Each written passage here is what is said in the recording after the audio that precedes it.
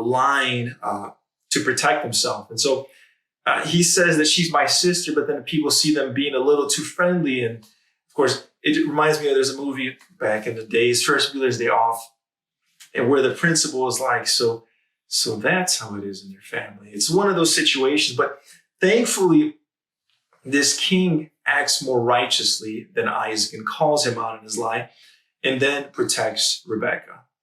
So the story continues, and God keeps his promise. Isaac makes mistakes, but God chooses to bless him in spite of his failings.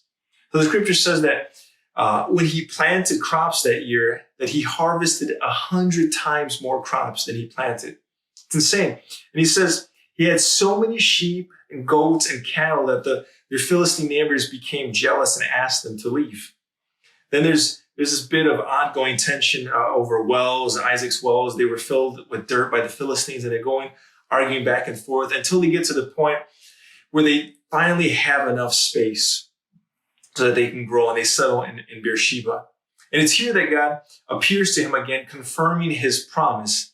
And it says this in verse 23. It says, "From there Isaac moved to Beersheba, where the Lord appeared to him on the night of his arrival. 'I am the God of your father Abraham,' he said. 'Do not be afraid, for I am with you and will bless you. I will multiply your descendants, and they will become a great nation. I will do this because of my promise to Abraham, my servant.' Then Isaac built an altar there and worshiped the Lord.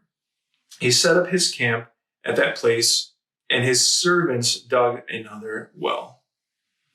What's amazing is that God says, "I'm going to bless you and your descendants. They will be a great nation. And the reason I'm doing this is because of my promise to your father."